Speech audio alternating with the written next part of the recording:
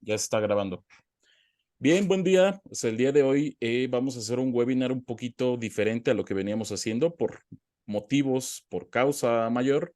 Vamos a tener que hacerlo fuera de línea. Sin embargo, vamos a compartirles este material para que no se queden sin esta información, sin esta charla interesante que les traemos esta semana. Mi nombre es Daniel Valdovinos y el webinar del día de hoy, este video será sobre los requisitos generales de los estatutos en las asambleas.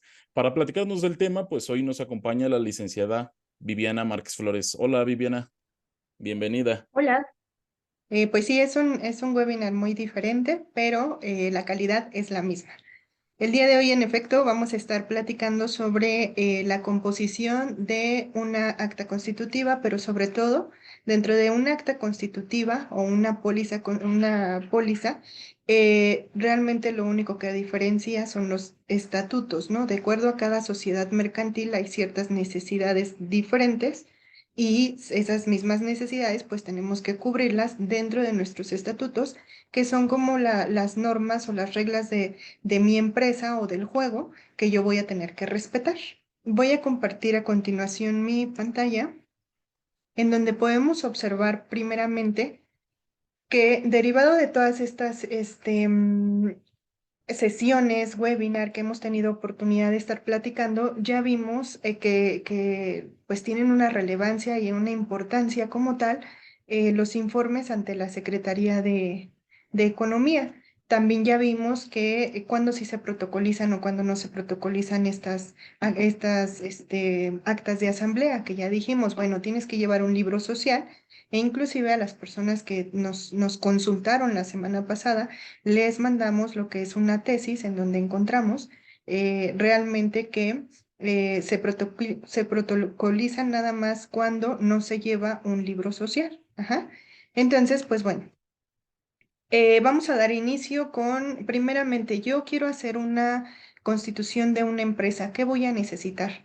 Primero tengo que definir si soy una persona física o si soy una persona moral. Y si soy una persona moral, entonces debo de estar integrada o constituida por personas físicas, ¿no? Entonces, bueno, tengo que definir primero y delimitar si soy una persona física o una persona moral. Una vez que ya decidí que yo voy a constituir mi sociedad como persona moral, ¿qué quiere decir? Que no por ser persona moral no puedo ser unipersonal. Ya hemos hablado del tipo de sociedad que es la sociedad por acciones simplificadas, en donde puedo ser una sola persona física y tener representación como una persona moral. Tengo que tener los posibles nombres de cómo me quiero llamar. Esto es el primer paso, diría yo. Tengo que saber la nacionalidad de mi empresa. Tengo que saber el domicilio de mi empresa en donde voy a estar constituido, el objeto de la sociedad, y ahí es donde nos vamos a detener. Prácticamente en esta plática va a ser dentro del objeto de la sociedad es a qué me voy a dedicar, em, qué es lo que puedo hacer, qué es lo que no puedo hacer, y pues está por demás decir que tiene que ser una actividad lícita. El objeto, no debe de ser, si tiene un objeto ilícito, entonces queda inmediatamente sin efectos, ¿no? Y, por supuesto, pues no me las va a constituir el notario. Serán nulas y se procederá a su inmediata liquidación, ¿ok? ¿Quién me va a poder hacer eso? La Secretaría de Economía se encarga de hacer esta baja o esa suspensión de empresa. Para ello necesito lo que es una razón social, una denominación social. Necesito saber la duración. Ya comentábamos lo importante que era esta duración, si va a ser por tiempo determinado o también puede ser por tiempo indeterminado. Y por lo tanto también necesito el domicilio de la sociedad. Necesito saber en dónde voy a estar establecida. Entonces, pues bueno, esto es lo importante de esta introducción de todo lo que vamos a ver de estatutos. Hasta aquí, ¿vamos bien? Sí, adelante, todo bien. ¿Ok? Tenemos como tal esta autorización de esta razón o denominación social de cómo yo quiero que se llame mi empresa. la voy a tener que dar de alta en el módulo único de autorizaciones. Ok. Ese módulo único de autorizaciones es importante que ustedes lo visualicen como ese módulo o ese lugar en donde yo le voy a preguntar a la Secretaría de Economía si puedo llamarme como quiero llamarme. Por eso, como requisito uno era saber o tener por lo menos 5 opciones para dar de alta las primeras 3 y si ya me autorizaron y si no hay otra persona que se llame igual como yo me quiero llamar, pues la Secretaría de Economía me va a dar la autorización de uso de denominación o de razón social. Para este trámite le voy a tener que dar clic a ese módulo, a ese link, y entonces me va a pedir mi firma electrónica y entonces yo voy a poder decir qué tipo de sociedad voy a hacer, en qué notaría me voy a dar de alta y cómo me quiero llamar. ¿Sale? Continuando con digamos, con los requisitos que voy a necesitar para poder determinar qué estatutos voy a implementar dentro de mi escritura constitutiva, me va a pedir la manera de administrar la sociedad y las facultades de los administradores. ¿Esto qué quiere decir? Que como tal yo tengo que saber si mi sociedad se va a regir por administradores, por un administrador único o bien se va a regir por un consejo de administración. Y ese consejo de administración deberá de tener pues un presidente, un secretario, uno o dos vocales. Y entonces para ambos escenarios debo de nombrar a un comisario, que es quien se va a encargar de vigilar mi sociedad. El nombramiento de los administradores y la designación de los que han de llevar la firma social se tiene que notificar, ya habíamos quedado dentro de los informes que la Secretaría de Economía efectúa. Los casos en que la sociedad haya de disolverse anticipadamente, también se los voy a notificar primeramente a la Secretaría de Economía y después, pues bueno, voy a llevar todo el trámite fiscal que ya sabemos que se implementa en una liquidación de una sociedad de manera anticipada. ¿Esto qué quiere decir? Pues a lo mejor tiene 100 años de vida, pero yo al año 3 ya quiero eliminarla, entonces la puedo disolver y puedo iniciar mi disolución anticipada. Las bases para la liquidación de la sociedad las tengo que establecer dentro de mis estatutos. El modo de proceder a la elección de los liquidadores, cuando no haya sido designados anticipadamente, tendré que notificarlos también, implementarlos y notificar cómo voy a hacer, en qué acuerdos vamos a quedar una vez que se haga esta disolución anticipada. Lo que cada socio aporte en dinero y en otros bienes, aquí en otros bienes es importante. Sabemos que la aportación es en dinero, pero ¿qué pasa con todos aquellos socios que tienen bienes? Ah, bueno, para estas personas que sean aportación en bienes, van a tener que ocupar criterios para determinar, por parte de la Secretaría de Economía, claro está, para determinar el valor y poder yo registrar la cuantía o el avalúo que la Secretaría me otorga para yo plasmar en esa acta constitutiva el valor de mi aportación, por así decirlo, en bienes o en especie, como mejor la conocemos. Entonces, por eso es que lo tradicional se aporta en dinero, porque de lo contrario tendría que hacer pues un trámite adicional para que se apliquen los criterios establecidos por la Secretaría para saber cuál es mi aportación. El importe del capital social se tiene que nombrar dentro de mi acta constitutiva. Cuando el capital sea variable, así se expresará en mi acta constitutiva, indicándose el capital mínimo fijo. La manera de hacer la distribución de las utilidades y las pérdidas también van a tener que quedar dentro de mis estatutos. Entre los miembros de la sociedad tengo que determinar cuánto le corresponde a cada quien en función al porcentaje accionario. Y el importe del fondo de reserva. Sabemos que de fondo de reserva es, de todas las utilidades, guarda un 5% de fondo de reserva y no te lo puedes llevar, eso no lo puedes distribuir. Es más, no puedes distribuir utilidades sin antes dejar tu fondo de reserva. Todos los requisitos y reglas establecidos en esta escritura sobre la organización o funcionamiento de la sociedad es lo que va a constituir mis estatutos. Entonces, todo lo que tenga que ver, reitero, tanto en la organización como en el funcionamiento de la sociedad, van a quedar plasmados lo que se puede y lo que no se puede dentro de mis estatutos, de mi acta constitutiva. De manera, pues bueno, muy general, se verían los estatutos de la siguiente manera. Nombre, nacionalidad y domicilio de los socios. Eso es lo primerito que voy a necesitar para poder implementar mis primeros estatutos. ¿Quiénes son los socios? ¿No? ¿Quiénes son esos representantes de la empresa? El objeto social tendría que yo validar si es si es dentro de un giro comercial, entonces los objetos sociales, de acuerdo a lo estipulado en el artículo 4 de la Ley General de Sociedades Mercantiles.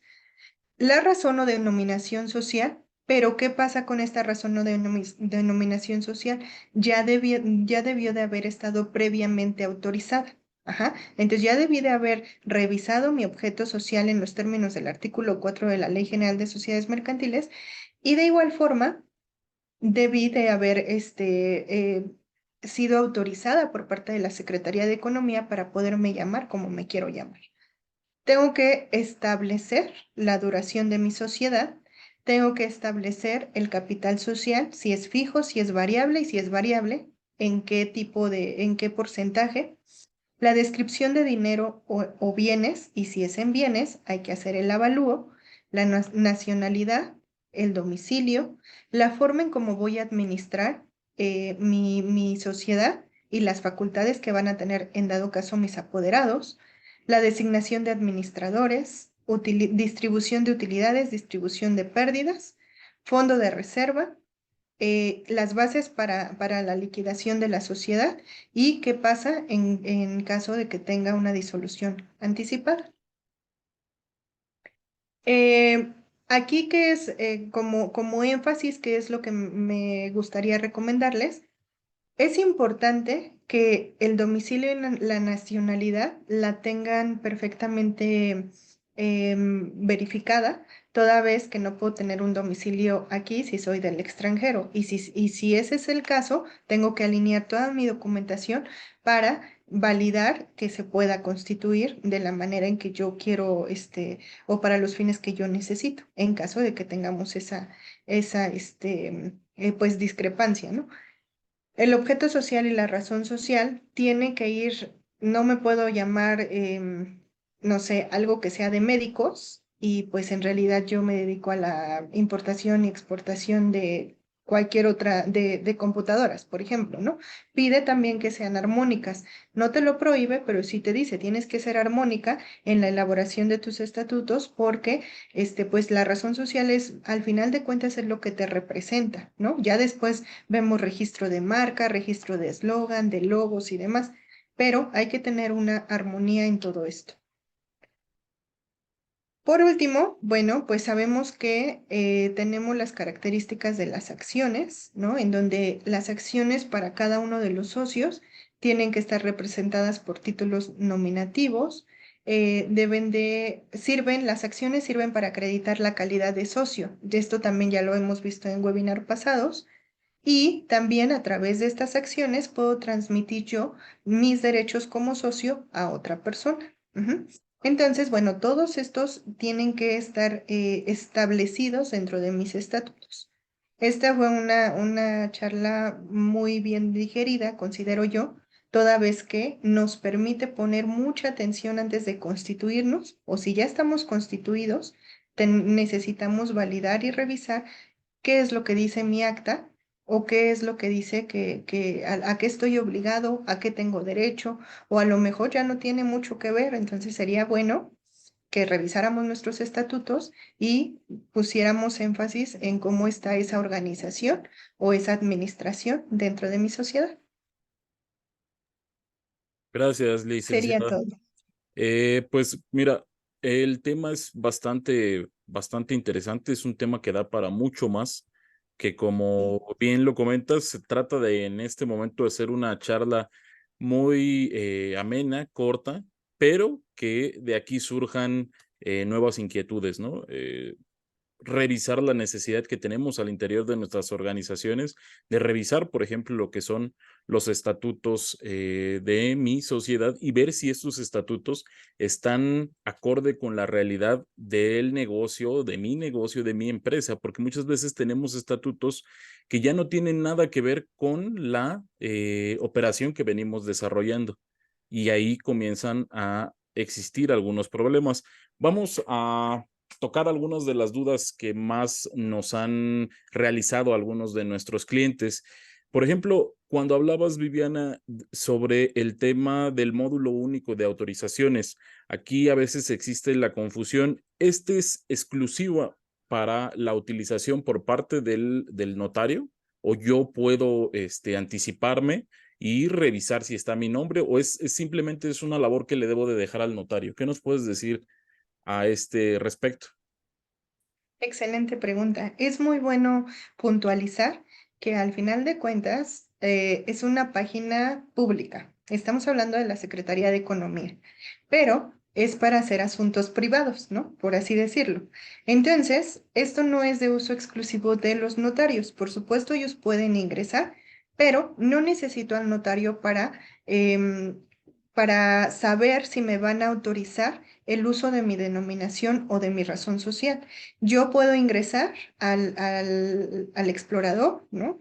De internet, le pongo MUA, como se conoce, o módulo único de autorizaciones, y me va a salir esta imagen que tienen en esta pantalla. Le dan clic en donde está subrayado y me va a pedir de inmediato mi firma electrónica. Eso sí, necesito la firma electrónica para poder hacer este trámite, pero lo mejor de todo es que no necesita ser la firma electrónica por ejemplo, de los socios o del notario, ¿no? Puede ser cualquier firma electrónica de la persona que esté haciendo el trámite, solicita la autorización y luego entonces, pues ya, si está siendo autorizada, este, hasta ahí se va a quedar el trámite. Voy a descargar esa autorización y se la voy a llevar al notario, se la voy a mandar sí, al notario para que pueda continuar con mi trámite. De lo contrario, si no me siento seguro para hacer ese trámite, porque sí tienes que ser muy puntual en cómo, en el tipo de sociedad y cosas ya un poquito más técnicas,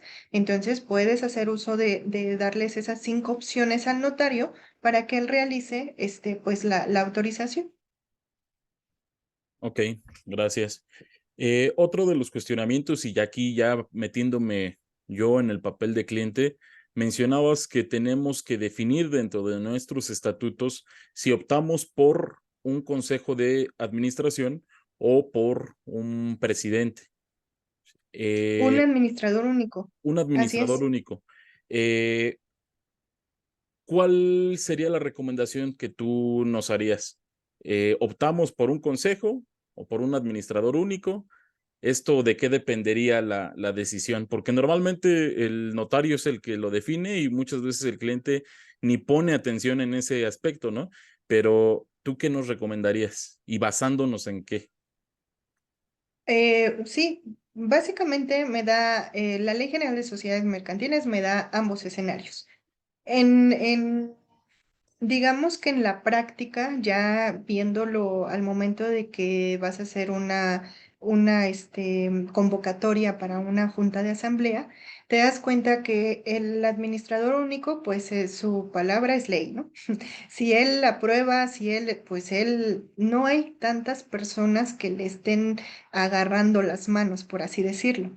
En cambio, la recomendación sería, si vas a optar por un administrador único es porque no tienes más manos, ¿no? No tienes otra opción para hacer un consejo a lo mejor. Pero si tú ya tienes bastantes personas que te puedan ayudar a llevar todos estos temas de informes ante la Secretaría, ver la vigilancia del cumplimiento de todas tus obligaciones, pues no hay por qué negarte a un consejo, ¿no? Entonces yo creo que un consejo es más para más control, ¿no? Para que no dependa toda la decisión del administrador único, sino que tenga más control y cada uno de los integrantes de ese consejo de administración pues cumpla su función. Esa es la finalidad o la diferencia entre un administrador único o un consejo. Ahora, bien, si, no sé, el tipo de sociedad también tienen que darse cuenta.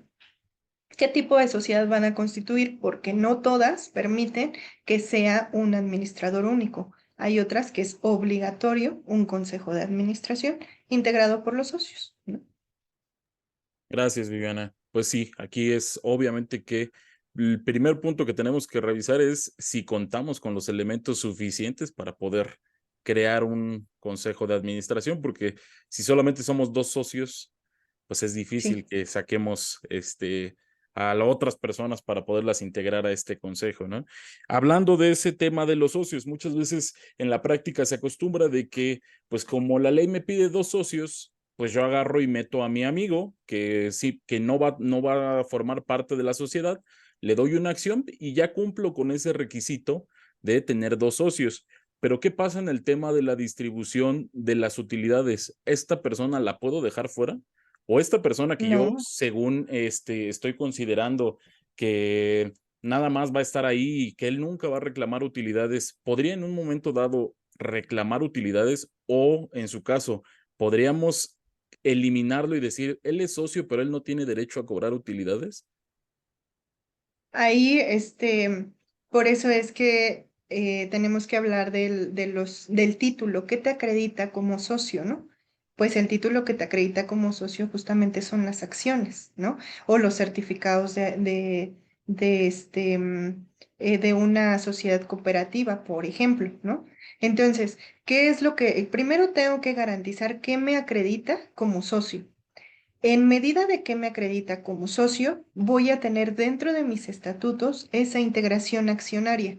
Esa integración accionaria, ¿en qué porcentaje? Si me estás hablando de un 99 y un 1%, pues tampoco está negado, ¿no? Pero voy a tener que distribuir esas utilidades respecto de ese 1% a mi socio. Entonces, su participación es limitada, pero tiene participación, ¿no? Entonces, es importante que tengamos que revisar esos estatutos o ese establecimiento que me va a dar la pauta para saber cómo voy a administrar mi empresa, hasta dónde mi socio sí es socio. Porque si no es socio, entonces de cualquier manera, por el hecho de tener la figura de socio y tener una acción, pues tiene participación, tiene una estructura o juega dentro de una estructura accionaria. Entonces tiene derecho a voto, tiene derecho a decisión, claro, en su respectivo porcentaje, pero la tiene. No puedo privar de una distribución de utilidades o de rendimientos o de remanente o de la naturaleza de acuerdo al tipo de sociedad que yo voy a distribuir porque al final es socio. Y es más, le tendría que estar preguntando, ¿no? Le tendría que estar diciendo, te necesito para hacer una aprobación de mis estados financieros.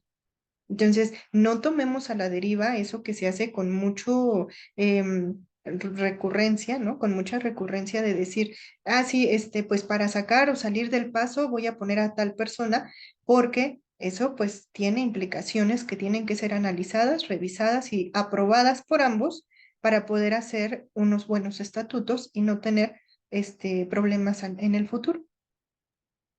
Gracias, Viviana. Sí, este comentario va precisamente por las malas prácticas que hemos detectado Sí, ya a lo largo de los años que tenemos de experiencia, ¿no? Muchas veces nos hemos percatado que los dueños de la empresa no son realmente los dueños que aparecen en el acta, ¿no? No existe un acta que mencione que ellos sean los dueños porque por malas prácticas pusieron ahí a un gestor, pusieron ahí a un mensajero y estas personas pues en realidad sí tienen derecho a poder cobrar una utilidad, a poder reclamar sus utilidades, ¿no? Entonces tienen que revisar que las así es. personas que aparecen en el acta verdaderamente sean socias de la empresa, verdaderamente sean personas que estén aportándole algo a la sociedad, ya que en un momento dado van a poder reclamar parte de esas utilidades. A este respecto, y ya entrando en materia de nosotros los contadores, cuando dicen, ¿a quién vamos a poner de comisario? Siempre se pone al contador. Y el contador dice, bueno, yo lo acepto, está bien. ¿Qué responsabilidades hay? ¿Tenemos responsabilidades como contadores siendo comisarios? Viviana, ¿qué recomiendas? ¿Que sí seamos, que no seamos? ¿Qué nos puedes decir al Pues respecto? mira, al final de cuentas, yo creo que es importante asumir responsabilidades de todos los actos, y más si es un acto jurídico, ¿no? Partamos de ahí. O sea, tienes una responsabilidad en un contrato privado, si lo quieres ver así, porque el acta constitutiva y todo lo que hacemos es un contrato, un acto privado, ¿no? Claro, pero surte efectos y consecuencias, pues ya de diferentes tipos, ¿no? Empezaría de ahí.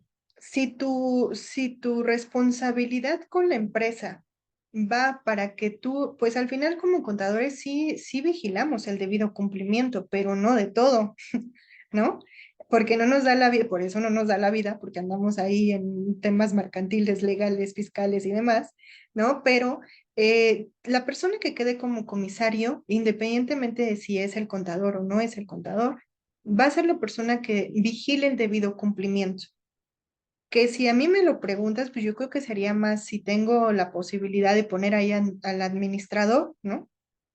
Pues yo me inclinaría más por una persona que tenga justamente eso, la visión para llevar administrativamente todo y en debido cumplimiento y en debida vigilancia, por ende, pues toda la parte de mi empresa que va a estar bien estructurada, ¿no? Porque el comisario, recordemos que su mayor trabajo, su finalidad es el vigilar nada más e informar. ¿No? Vigilar e informar. Entonces, si tú vas a tener esa responsabilidad de estar haciendo esa vigilancia, porque eres a lo mejor un contador interno y eres únicamente un contador general, por ejemplo, y tú te quieres encargar de hacer esa vigilancia y ese cumplimiento, adelante. Pero a veces nada más lo ponen por trámite y pues de pronto dicen, oye, pues el comisario nunca, ya el comisario que está fue el contador de hace 5 años, 10 años, y nunca hicieron el cambio. Y peor aún, nunca avisaron ni la aceptación del anterior, ni la aceptación del actual comisario, ¿no? Entonces, no tomemos a la ligera estas pues obligaciones establecidas en la Ley General de Sociedades Mercantiles y sobre todo, pues más allá de aceptar o no aceptar, más bien es responsabilízate de lo que estás haciendo, porque es un acto jurídico. ¿Tienes posibilidades de hacerlo? Sí, pero creo que ya como contadores también tenemos pues ya bastantes obligaciones que vigilar fiscalmente como para todavía andar ahí de manera mercantil, pero si da el tiempo, pues adelante, se puede. Sí, ahí la recomendación sería, contador, si eres el comisario, pues por lo menos solicita tener los recursos humanos, materiales y hasta económicos necesarios para poder desarrollar con toda diligencia tu encargo. Y si no, pues pide Así que te es. quiten, ¿no? ¿Para qué estás Así ahí? es. Empresario, si tienes un comisario, pídele que realice su encargo con todo cuidado, pero provéele de los recursos necesarios para que pueda hacerlo. Revisa que, como bien dice Viviana, no tengas como comisario al contador que hace 10 años ya no está en la empresa, ¿no? O al auditor que alguna vez vino y aparece ahí, pero ya jamás se volvió a parar en la empresa. Es una función importante la que tiene que desarrollar el comisario de la sociedad. Pues hasta aquí con las preguntas, Viviana, no sé si quieres comentar alguna otra cosa. Que bueno, esto cada vez se pone más intenso. Vamos a venir con otros temas relevantes a la Constitución, porque la Constitución no nada más, sí, ya aprendí a hacer un alta de mi denominación y ya voy con el notario. No, cuando llegan con el notario, los va a recibir con una serie de cuestionamientos que esos son los cuestionarios o cuestionamientos que vamos a ver en el siguiente webinar. ¿Qué pasa cuando yo me presento ante un notario? ¿Qué me va a preguntar? ¿No? ¿Cómo se va a cerciorar él para que dé fe? Porque antes solo lo daban y confiaban en nosotros. Pero en efecto, como bien comentaste hace un momento, debido a las malas prácticas, pues, ¿qué creen? Ya los notarios ya están obligados a estarnos cuestionando sobre nuestra actividad, sobre nuestros estatutos o sobre nuestra persona. Entonces, ¿qué me van a preguntar? Esa va a ser el tema de nuestro siguiente webinar. Muchas gracias por acompañarnos. Gracias por pues seguirnos desde que iniciamos con este tema mercantil a la fecha. No ha habido, creo yo, corrígeme, sí, no hemos dejado hasta donde yo sé ninguna pregunta sin responder. Por el contrario, siempre es estar buscando cuando se queda como ahí la duda de algo, se busca y se envían a las personas que nos preguntaron el soporte, pues sobre todo legal, ¿no? Que es donde no, esto no se basa en opiniones para nada. Se recomienda, se hacen recomendaciones, pero sobre todo es aplicación de ley. Entonces, pues acompáñenos y muchas gracias. Gracias, Viviana, por la plática tan interesante del día de hoy. Pues estén pendientes de de los siguientes webinars que estaremos realizando. Les vamos a estar avisando a través de la página de Facebook, el grupo de Telegram, Instagram. Síganos en nuestras redes sociales. Si pueden compartirnos, ayudándonos, dándonos un like, nos van a ayudar a que podamos llegar a más personas. Mi nombre es Daniel Valdovinos y nos vemos la próxima. Gracias, bye. Bye. Déjame lo detengo.